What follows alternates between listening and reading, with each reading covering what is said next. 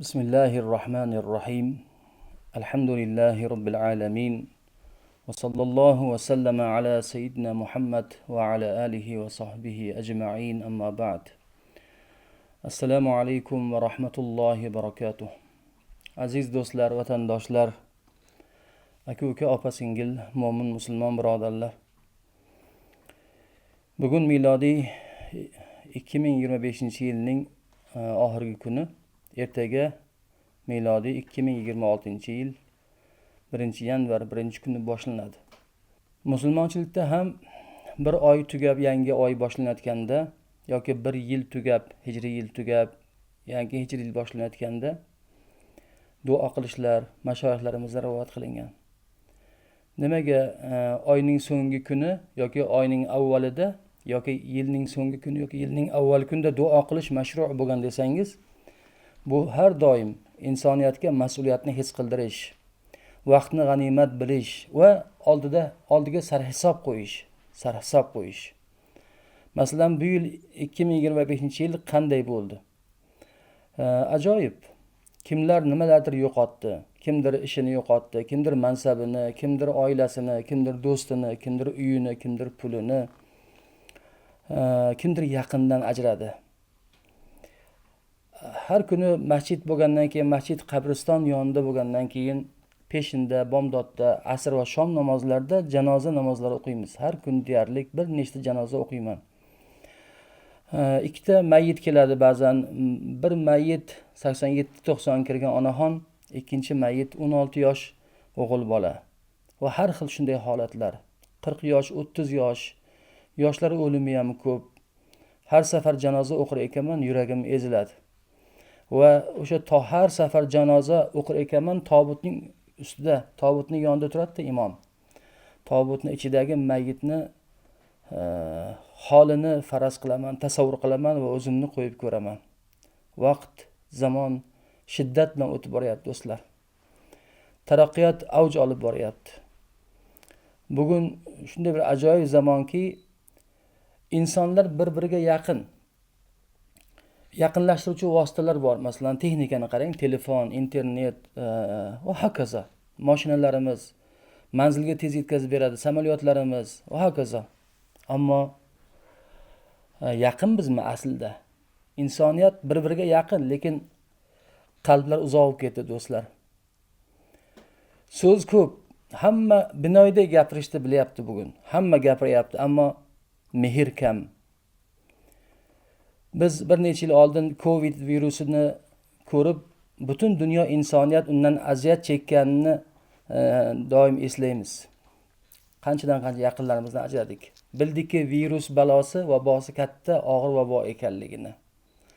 Covid virusi ketdi, Alloh qaytarmasin.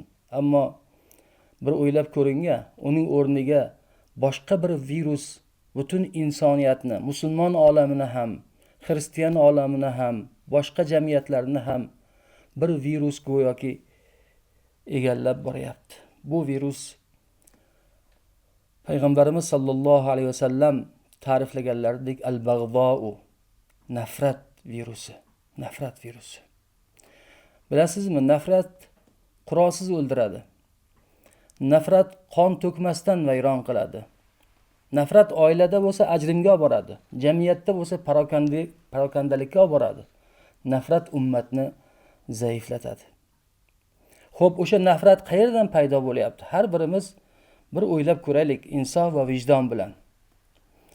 Achchiq bir haqiqatni aytsak, nafratning o'zagi, bulog'i qaynab chiqadigan joyi bu har bir odam o'zini haq deb bilishdan. Ya'ni bu yerdagi haqlikni tushuntirib o'tishim kerak. Haqlik bor, haq deb bilish bor, e'tiqodda, aqidaviy. Bunda mutlaq haq deymiz. Masalan, aytamizki, tariquna haqqun la yahtamilu shakka va dalala. Bizning aqidaviy yo'limiz haq yo'lidir. Shak shubhaga va adashishga hech ham ehtimol yo'q. Va tariqu g'ayrina dalalatun la yahtamilu al-haqqa. Bizning aqidamizdan boshqa aqida sohiblari adashgandirlar, haq bo'lish ehtimoli yo'q. Bu e'tiqod masalasida, lekin fiqhda, lekin jamiyatda, lekin hayotda nima deymiz? Imom Shofiiy rahmatullohi alayhi aytadilarki, "Ra'i savabun yahtamilul xato'a." Mening fikrim to'g'ri, lekin xato bo'lish ehtimoli bor. Va ra'yu g'ayri xato'un yahtamilul haqqa aw yahtamilus savoba. Mendan boshqaning fikri xato, lekin to'g'ri bo'lish ehtimoli bor. Mana shu qoida do'stlar, nafratni yo'qotuvchi, nafratning negizi bo'lgan inson o'zini so'zida, turishida, fe'lida, fikrida, e'tiqoddan boshqa fikrida, masalan, ijtimoiy fikrida mutlaq haq deb bilishdan kelib chiqadi. Ana o'sha nafratni o'ldiradigan narsa mana shu aqida bo'ladi. Biz bu jumlaga yana qaytamiz. Faqat men to'g'riman. Mening fikrimdan boshqasi adashgan. Mening yo'lim yagona to'g'ri yo'l. Mana shu narsa do'stlar, nafratni paydo qiladigan narsa mana shu narsa. Agar inson faqat men to'g'riman, mening fikrimdan boshqasi adashgan, mening yo'lim yagona yo'l deydigan bo'lsa, agar shu qoidani o'ziga joylasa, shu yerda din ham, e'tibor qiling, din ham, ilm ham, millat ham qurolga aylanib ketadi. Farqi yo'q. Eng yomon va xatarlik narsa mana shu narsa. Qur'oni Karim bizni ogohlantirib bundan nima deydi? Astag'firu billah. Va la yajrimannakum shana'anu qawmin ala alla ta'dilu. Sadaqallohul azim. Bir qavmga bo'lgan nafratingiz, bir qavmga yoki bir shaxsga bo'lgan nafratingiz sizlarni adolatsizlikka yetaklamasin.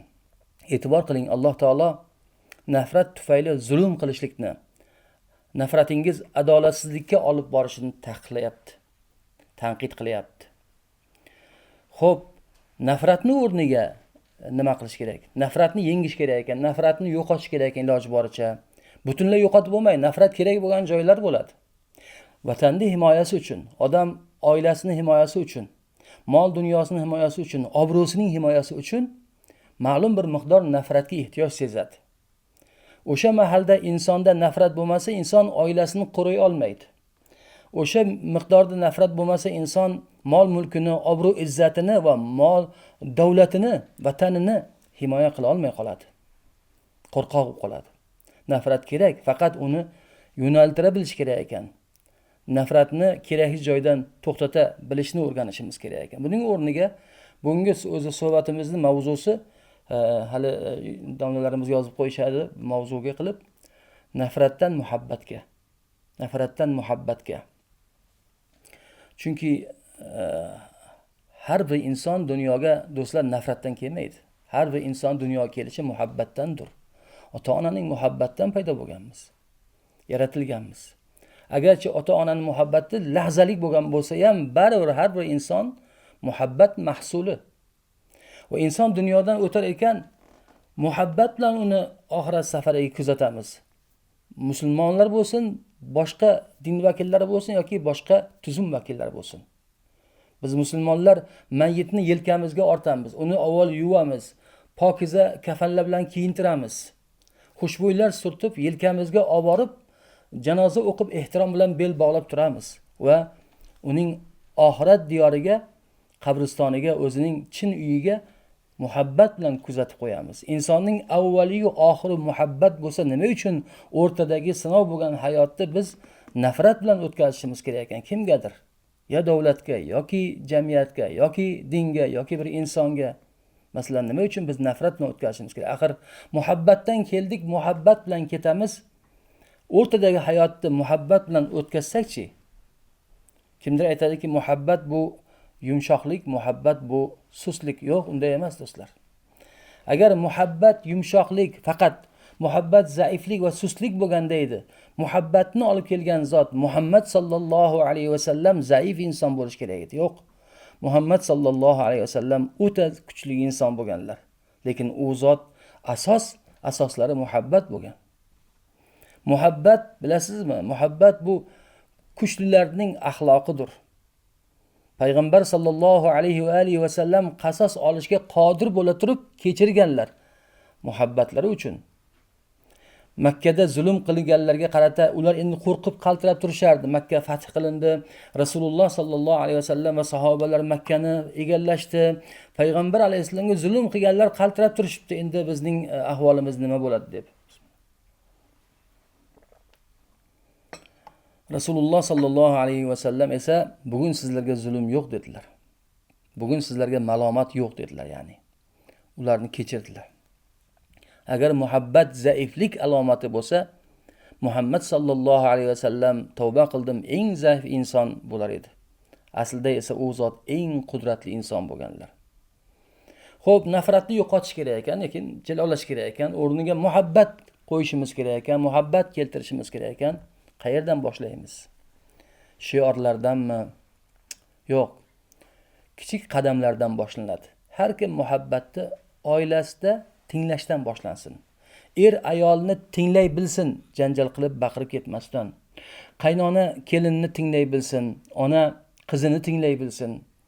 Oilada muhabbat inson bir-birini tinglashdan boshlanadi. Chunki do'stlar, har bir inson bu dunyoga individual kelgan. Har bir inson o'z hayotining sohibi. Quldorlik tugatilgan. Kelinlarda hayotiga qaynona hech qachon xo'jayinlik qilishga haqqi yo'q. Ayolning turmush o'rtog'i, uning zavjasi, uning xojasi, uning jufti.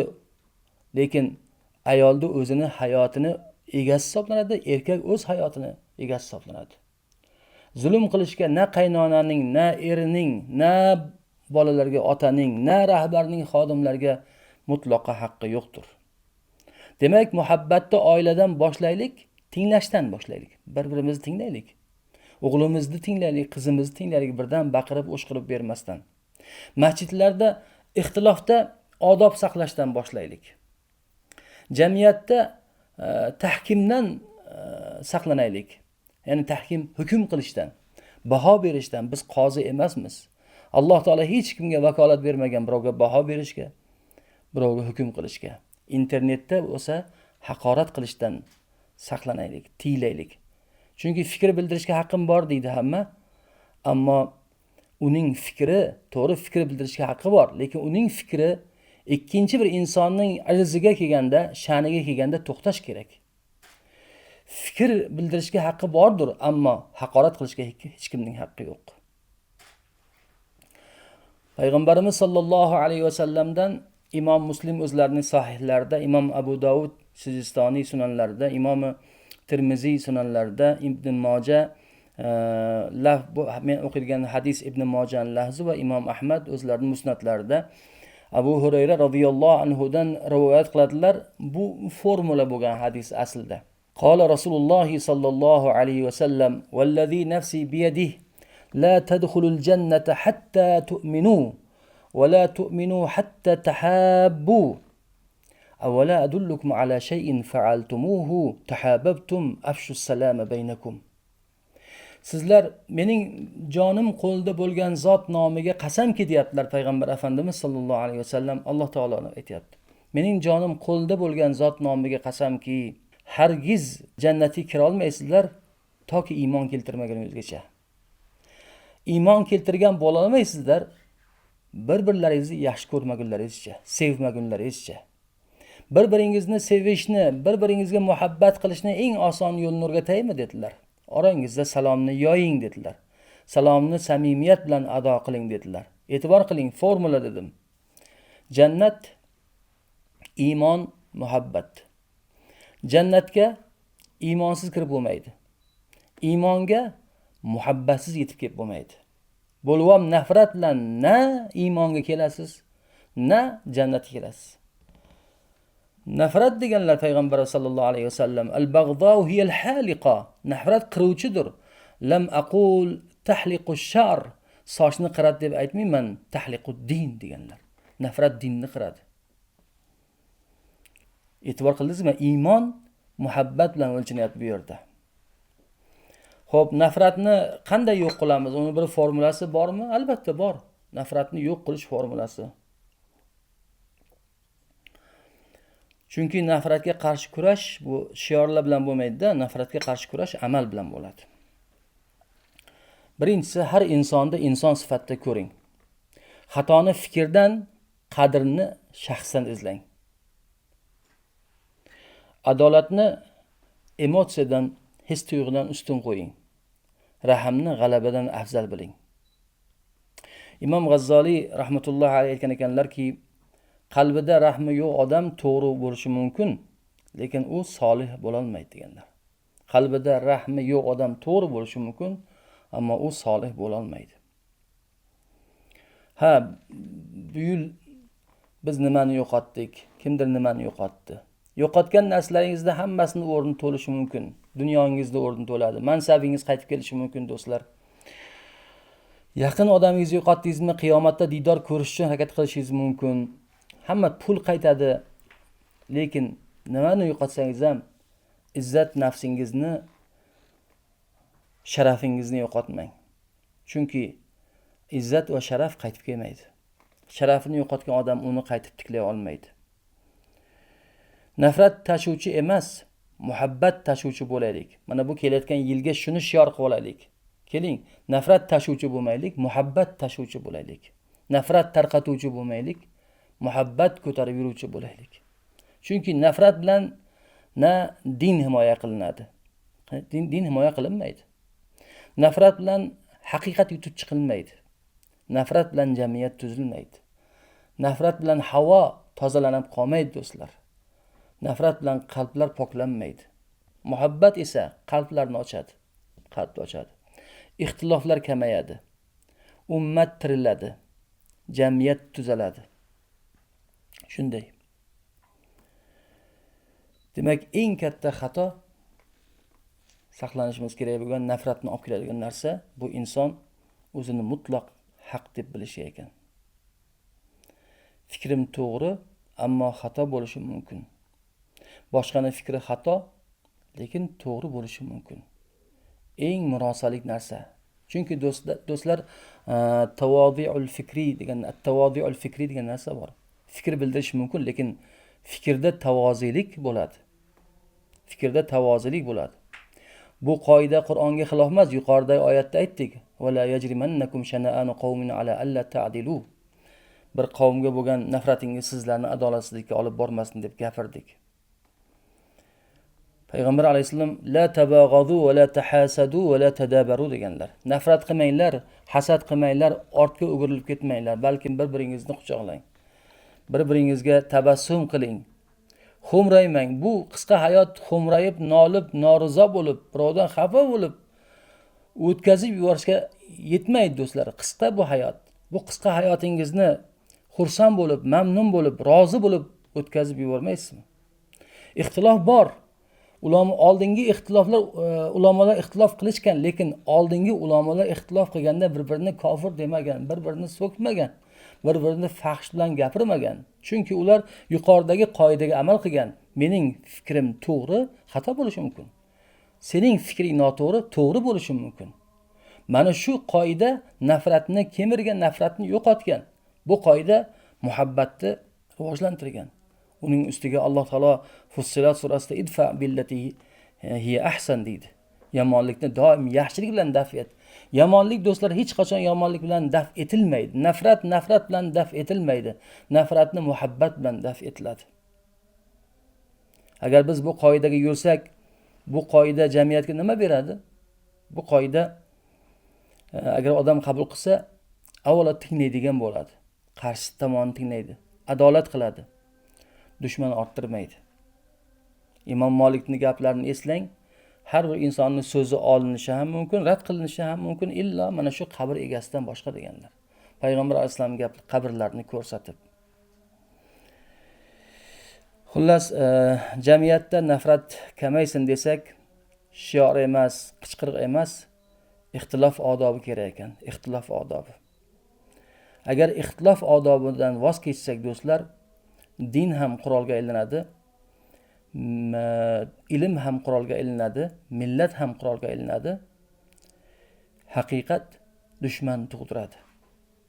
Agar bu qoidani tiklasak, yurg'izsak, qalblar yumshaydi, haq eshitiladi, jamiyat tuzaladi. Keling, mana shu yilni, bu milodiy yilimizni shu qaror bilan yakunlaylik. Men haq bo'lishim mumkin, lekin nohaq bo'lishim ham mumkin. Fikrimda ya'ni. Sen nohaq bo'lishing mumkin, lekin haq bo'lishing ham mumkin. Mana shu narsa bilan. Rivoyat qilinadi, Uhud jangida Qatoda radhiyallohu anhuning bir ko'zlari oqib, yonoqlariga osilib qoladi. Qatoda radhiyallohu anhu yaralanib, bir ko'zlari kosasidan chiqib, yonog'iga osilib qoladi. Rasululloh sallallohu alayhi vasallamning huzurlariga keladi. Ya Rasululloh, qo'llar bilan ko'zlarini ushlab turibdi. Ya Rasululloh, men ayolimni yaxshi ko'raman. Ayolimda muhabbat, ayolimning menda muhabbati bor. Ayolim meni bu ahvolda ko'rsa, qalbidagi menga bo'lgan muhabbati ketib qolib, mendan yuz o'giradi, meni sevmay qoladi deb qo'rqaman. Yordam bering, deydi Qatoda radhiyallohu anhu. E'tibor qiling, bu Uhud jangida Rasululloh sallallohu alayhi vasallamning sevimli amakisi Amr Hamza radhiyallohu anhu shahid bo'lib turibdilar. Uhud jangida 70 ta odamlarning eng yaxshilari bo'lgan sahobiy ikromlar shahid bo'lib turibdilar. Uhud jangida Rasululloh sallallohu alayhi vasallamning muborak qonlari oqib turibdi. Sen nima deyapsan? Hozir shu muhabbatingni gapiradigan sharoitmi? Demadilar. Hozir ko'nglimga sen bilan xotining o'rtasidagi muhabbat sig'adimi? Demadilar. Rasululloh sallallohu alayhi vasallam Qatodaning ko'zlarini oldida o'rniga qo'yib, Allohim bunga shifosini ber, buning jamolini joyiga qaytar deb duo qildilar va Qatoda radhiyallohu anhuning ko'zi oldingidan yaxshi ko'radigan bo'ldi. Ana muhabbatning qadrining misoli ajoyib bir misol. Shiddatlik, mag'lubiyat, ko'rinishdan mag'lubiyat bilan tugab turgan, yaqinlardan ajrab, shahidlar atrofida sochilayotgan jang maydonida payg'ambarimiz sallallohu alayhi vasallamning bir sahobiysiga xotiniga bo'lgan muhabbatni saqlashdagi yordamlari, shafqatlari, subhanalloh, ko'ring shuni. So'zimning oxirida aytmoqchimanki, muhabbat bilan keldik, muhabbat bilan dunyodan ketamiz, do'stlar. Muhabbat bilan yashaylik, muhabbat bilan yashashni o'rganing.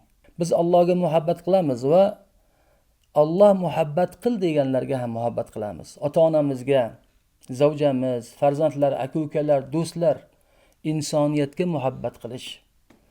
Insoniyatga muhabbat qilishda dini talab qilinmaydi. Nimaga? Chunki u insonning ham, mening ham Robbim Alloh taolo bo'lgani uchun unga muhabbat qilamiz. Insoniy nuqtai nazaridan. Qarang, inson qadriga misollar sanayman so'zimning oxirida. Namozda imom salom bergandan keyin nima uchun orqasini qiblaga qilib jamoatga yuz o'giradi? Farz namozlardan keyin e'tibor qilganmisiz? Chunki qibladagi Ka'baning qadridan orqadagi bir mu'minning qadri baland. Ka'ba atrofida tavof qilar ekansiz, hatto ovozingizni baland qilib Qur'on o'qimang deydi faqihlarimiz. Nima uchun? Ikkinchi bir tavof qilayotgan musulmonni chalg'itmasligi uchun. Bir insonning nohaq o'lishdan ko'ra dunyo yo'qolib ketsa bo'lmasmi degan gaplarni qarang, inson qadrini. Nima uchun zinoga nisbat berish uchun 4 ta adolatli guvoh va guvohlarning guvohligi muvaffaq kelishi shart qilingan. 4 ta guvohni 3tasi men ularni abidgacha ko'rdim desa, bittasi yo'q men asrdan keyin ko'rdim desa, ularning guvohligi qabul qilinmaydi. Nima uchun 4 ta guvoh qilingan? Insonning qadri qiymati uchun. Birovga zino nisbatiga berganga guvohsiz. Nima uchun 80 darra urilgan? Insonning qadr qiymati uchun. Nima uchun erkak qilib yaraldik? Nima uchun ayol qilib yaraldi insoniyat? Ikkovining fitrati ikki xil bo'ldi. Erkakda rujulati bor, ayolning latofati bor. Qachonki do'stlar jamiyatda tartib buzilsa, rujulat erkaklardan ketsa, latofat ayollardan ketsa, ish egasidan boshqaga o'tsa, iza wusidal amru ila g'ayri ahlihi fantazir sa'a. Ish egasidan boshqani qo'liga o'tsa, qiyomatni kutavering. Qiyomat tezlashib ketadi. Bugun hamma o'zini ishini qilmayapti. Hamma boshqalar ishiga o'tib ketdi. Internet to'la qozilarga to'lib ketdi. Bir-biriga baho berish, bir-birini tahkim qilish, bir-birini haqorat qilish, bu nafrat uyg'otadi. Nafrat esa nafaqat havomizni buzadi, do'stlar. Nafrat qalbimizni buzadi, nafrat jamiyatni buzadi, nafrat dinni buzadi deganlar payg'ambar alayhisalom. Nafrat sog'liqni buzadi. Ichingizda nafrat bo'lsa, ichki a'zolaringizni kemiradi. Shuning uchun mashayikhlarimiz ajoyib bir tajriba aytganlar. Har kuni yotishdan oldin, uyquga yotishdan oldin, har kuni uyquga yotishdan oldin o'zingizni ham boshqalarni ham kechirib yoting deydi. Chunki nafrat yuk ekan. Ko'zga ko'rinmas narsaning vazni bor va u aynuvchi narsa. Ichkaridagi nafratning yuki bor va u ayniydi, ichki a'zolarni aynitadi. Nafrat bilan uxlagan odam uxlay olmaydi, orom ola olmaydi. Bir tajriba qilib ko'ring-a, odamlarni kechirib uxlab ko'ring-a, keyin ko'rasiz bu narsani do'stlar. Haqqim olib berilmayapti, mazlum bo'ldim deb nolimang. Do'stlar, Alloh taolo bu dunyoni shunday tartibga qo'yganki, hammaning haqqi olib beriladi. Men qiyomat haqida aytmayapman. Qiyomat kuni shohsiz qo'y shohli qo'chqordan haqqini oladi deyiladi hattoki. Bu dunyoning o'zida kim bir misqol zarra yaxshilik qilgan bo'lsa albatta ko'radi. Kim bir misqol yomonlik qilgan bo'lsa albatta uni ham ko'radi. Shu dunyoni o'zida. Agar biz mana shu yuqoridagi qoidalarga amal qilsak, nafratga yurmasak, muhabbat tanlasak, mansabimizni yo'qotishdan qo'rqmaymiz do'stlar. Mansabni olib qo'yadi deb xavf qilganlarimizga yomonlik qilmaymiz do'stlar. Biz bu e'tiqodda bo'lsak, odamlarni yomon ko'rmaymiz, odamlarni taftish qilmaymiz, josuslik qilmaymiz. Hammaga o'ziga yarasha muhabbat ko'rsatamiz. Agar mana shu qoidada bo'lsak. Agar shu qoida jamiyatda, oilalarda bo'lsa, oila ham, undan tashkil topgan jamiyat ham parokanda bo'lmaydi.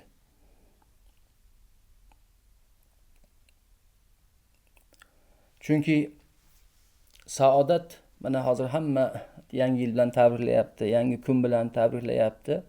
Alloh taoloning marhamati, bu ne'matlar, baxt saodat tilaysiz bir-biringizga. Lekin as-sa'adatul haqiqiyyatu la tushtara va la tuktasabu min ad-dunya. Haqiqiy baxt sotib olinmaydi va dunyodan qo'lga kiritilmaydi. Haqiqiy baxt qalbga ekiladi do'stlar, qalbga ekiladi. Urug'i baxt, haqiqiy baxtning urug'i qalbga ekiladi, Allohga itoat bilan sug'oriladi. Allohga itoat bilan to'ladi, solih amallar bilan sug'oriladi va gunohlardan uzoq turish bilan gullab yashnaydi o'sha haqiqiy baxt. Kim Alloh uchun yashasa, uni zikr qilishda xotirjamlikni, unga yaqin bo'lishda sokinlikni, yo'lida esa nurni tanlaydi, topadi. Solih amal qiling ey do'stim, ey akam, ey ukam, ey opam, ey singlim, ey qardoshim. Solih amal qiling. Alloh sizga taqsim qilgan rizqingizga, taqdiringizga taslim bo'ling, rozi bo'ling. Nolimang va shikoyat qilmang. Ishoning, nolish va shikoyat sizni kosangizda oqartirmaydi. Nolish va shikoyat biringizni ikki qilmaydi. Faqat nolish va shikoyat yana kamaytiradi, yana kamaytiradi. Shukr qilingki, Alloh va'da qildi Qur'onda, ziyoda qiladi. Alloh sizga taqsim qilgan narsalarga rozi bo'ling va iymon shirinni totib ko'rganlargina biladigan yaxshi hayot va doimiy rohat bilan xush xabar toping. Mening tilagim mana shu sizlarga. Barcha orif zotlar, mashayikhlarimiz ittifoq qilgan bir narsa borki, annahu la wujuda li haqiqatin illa shari'a. Haqiqat bor do'stlar, haqiqatning vujudi shariatdir. Sayyid Abdul Qodir Jiloniy muridlaridan birlariga aytadiki, ya waladi tir ilallohi bi janahil kitob va sunnah. Ey o'g'lim, ey bolam, Allohga ikki qanoting bilan 3 kun. Ikki qanot Qur'on va sunnat bilan deyaptilar. Wadkhul alallohi va yaduka fi yadi rasulillahi sallallohu alayhi va sallam. Va Allohga kel, Allohga kirgin, Allohga yaqinlashgin. Qo'ling Rasulullohning qo'llarida bo'lgan holda, ya'ni sunnatga ergashgan holda. Bizning tutgan yo'limiz mana shu, do'stlar. Tutgan yo'limiz Qur'on va sunnat, ya'ni ahli sunna va jamoa yo'li. Bizning diyor Hanafiy mazhabi. Aqidada Abu Mansur Maturidiy yo'lida. Tasavvufda, tariqatda Shoh Naqshbandiya yo'lida. Mana shu yo'lda yuramiz. Shu yo'lda maqsadlarimizni belgilaymiz va maqsadlarimiz sari ofiyat zamonda Allohdan so'ragan holda oldinga yuramiz. Ammo unutmangki, haq egasi sizdan g'ofil deb aslo. Alloh subhanahu va taolo hafizdir, hamidur, kofidur, shofidur. So'zimni Hofiz Sa'diy Shiroziyning ushbu she'rlari bilan tugatmoqchiman. Ba'zan jabr sitam ko'rasiz, ba'zan nohaqlik ko'rib chidolmay ketasiz, ba'zan sizga adolatsizlik bo'lganda ichingiz yonadi, jigaringiz kuyadi. Nochorligingizdan, ilojingiz yo'qligidan yig'laysiz ba'zan. Lekin ishoningki, haq egasi hech vaqt sizdan g'ofil emas. Va haq egasi hamma vaqt haqlarni joyiga va egasiga keltiradi. Qachon keltirishini, qanday keltirishini, qayerda keltirishini haq egasi o'zi bizdan ko'ra yaxshiroq biladi. Hofiz Sa'diy Shiroziy aytayaptilar. Ohanu fulod az yak ko'ra miayand burun. In yaki shamshir gardad on digar nali xar ast. Gar bibini nokason balo nashinan sabr kun. Ro'yi daryo xast nashinat, qari daryo gavhar ast. Ohon va fulod, temir va po'lat bir qo'radan chiqadi. Ya'ni bir qo'r olov yoqilgan joydan olinadi. Ammo biridan qilich yasalsa, biridan eshakni tushovi yoki taqasi yoki tushovi yasaladi. Noinsoflarni, noloyiq odamlarni, pastkash odamlarni yuqorida o'tirganini ko'rsang, sendan ko'ra yuqorida o'tirganini ko'rsang, sabr qil. Ya'ni to'rga chiqib o'tirib olibdi. Sabr qil. Daryo yuzida xas sussa, uning qarida gavhar yotadi. Doim shunday. Alloh subhanahu va taolodan hammalaringizga ofiyat, saodat, muhabbat tilayman. Bir-birimizni yaxshi ko'raylik. Xalqimizni yaxshi ko'rishni o'rganaylik. Davlatni yaxshi ko'rishni o'rganaylik. Dinni yaxshi ko'raylik do'stlar. Bu sokin hayotni, ne'matlarni, imkoningizni, xotirjamligingizni yaxshi ko'ring. Chunki bularda hammasi g'animat. Alloh taolo davlatimizni gullab yashnatsin. Davlat rahbarimizni olib borayotgan xayrli ishlarda o'zi madadkor bo'lsin.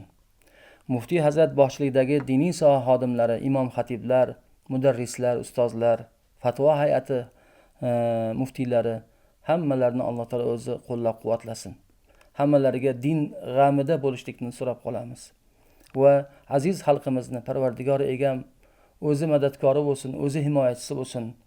Xalqimizning madaniyati go'zal, moliyati ustun, diyonati baquvvat bo'lsin. Din islom gullab yashnasin, musulmonlarga Alloh zafarni yor qilsin. Men hammalaringizni yaxshi ko'raman va muhabbatimni izhor qilaman. Alloh taolo o'zi muhabbatini hammamizga joriy aylasin. Bu kirib kelayotgan yangi 2026-yil muvaffaqiyatlarga to'la, dunyoga tinchlik bo'lgan, jamiyatimizga fayz baraka bo'lgan, ofiyat va go'zallik bo'lgan go'zal bir yil bo'lishini, sokin bir yil bo'lishini Alloh nasib qilsin.